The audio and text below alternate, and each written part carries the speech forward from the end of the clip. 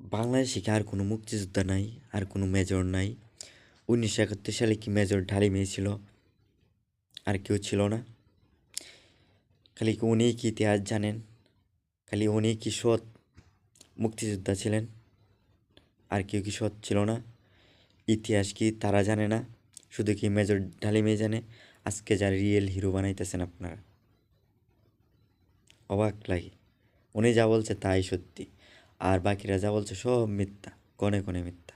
কারণ ওই সময় ১৯৭১ সালে শুধু মেজর ডালিম একলা যুদ্ধ করে দেশটা স্বাধীন করছে। উনি সব ইতিহাস জানে।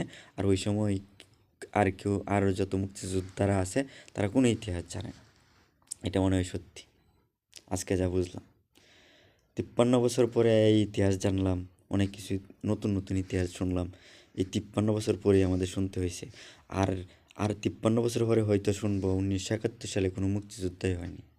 ওইটা শুনলে অবাক হবে না, কারণ আমার ছেলেমেয়েরা ওই প্রজন্মে, তাই কি ওরা যদি শুনে হয়তো ওরাও বিশ্বাস করে। কারণ এই প্রজন্মতে এইটাও বিশ্বাস করতেছে যে ৩০ লক্ষ থেকে ৩ লক্ষ, আবার ২ লক্ষ মা বোনের ইজ্জতের বিনিময়ে, হ্যাঁ এটা ২ লক্ষ না, উনি বলছেন ২ জন দর্শিতা, ২ জন মাত্র তো দর্শিতা মেয়ে, আর কেউ নেই। এই যে ইতিহাস, এগুলা ৫৩ বছর পরে আইসা আমরা জানলাম মেজর ডালিমের কাছ থেকে। অবাক লাগতেছে খুব।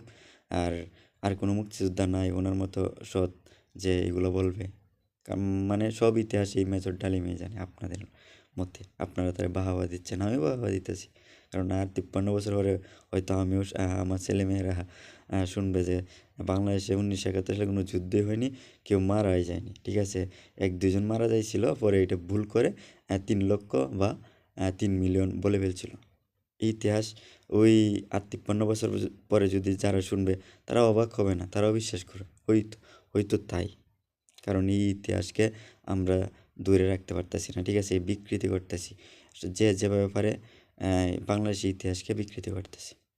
ভালো থাকবেন, বেশি কথা বলবো না, কারণ এগুলা নিয়ে কথা বললেও আমার মতো নগণ্য ব্যক্তির মানায় না।